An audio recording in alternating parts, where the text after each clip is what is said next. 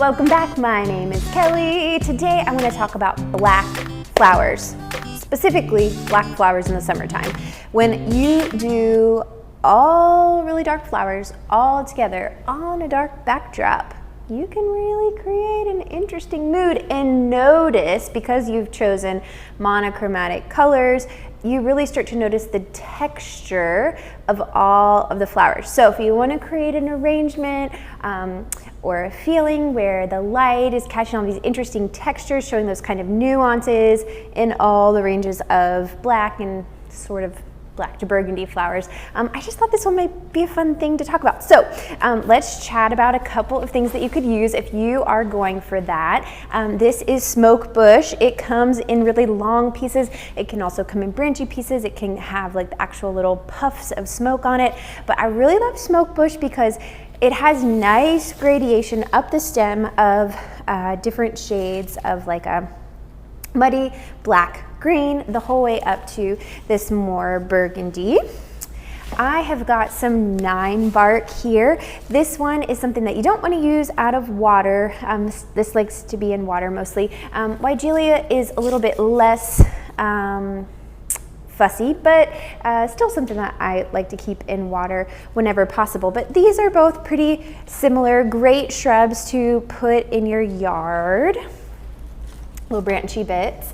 And then I have these pretty begonia leaves. Begonia leaves come in so many different colors, and I just like, this is kind of a, it's not a true black, but this green color with like the black veins and the spots, I think adds a lot of interest to this combination of ingredients. So I'm gonna put a little bit of this in just low. Whenever I am experimenting with new ingredients and trying new combinations of flowers, I like to get a vessel that I can just kind of put one of each thing in to see how they relate and interact with each other. I love this. I love that this particular flower, a little bit off topic, but see how everything is radiating out from a central point? This would be such a pretty place to put a flower that you want all lines to point to and you really want it to pop. So that's what I love about the begonia foliage. I also have something called hibiscus foliage, mahogany hibiscus. And it comes on long stems like this. It is a little bit more like, it's not like a true branch,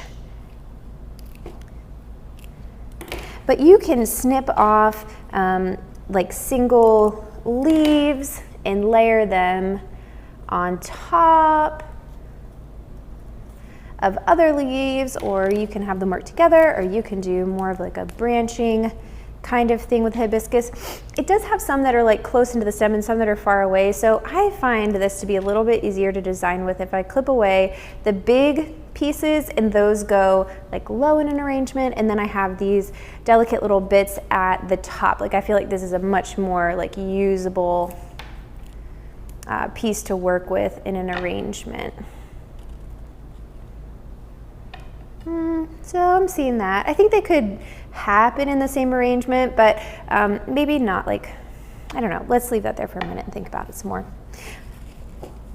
But I think that they could definitely happen. This is nigella, and this is just the pot of it, and you'll see that it has a little bit of the dark burgundy black at the top. I think that in this particular arrangement, I would either go with this, or I would go with this. This is a already bloomed out spent lace flower that is kind of curling back up on itself. This was a pink lace flower. It has a little bit of red in the tips. And then this is called a triple X, and this is millet. And then there's the chocolate lace flowers from the carrot family. These are fun black pieces. And I think sometimes I use these like high in an arrangement, but if I want to highlight this lace flower, this one has a nice little curve in the stem that it could really go out over top of the begonia leaf. But really we're chatting about just black flowers, but now I'm like really wanting to make an arrangement with them. Oh, and then this, look at this beautiful straw flower. One of our local growers added this to her collection this year, and I believe she mentioned that she found the seed from Florette. So if you're looking at it, I'm 99% sure that it's called Black Knight. I just happened to see that on her Instagram. page.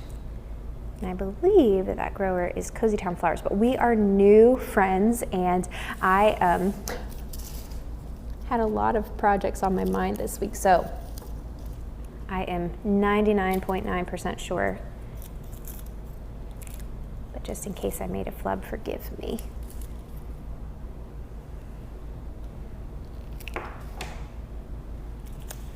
So that's black flowers. Let's do a little review. And if you were looking for a notepad or something to write this down with, maybe you've got that by now. Let's go back through and review all of the different black ingredients for summertime. So right now, this is straw flower that I'm working with.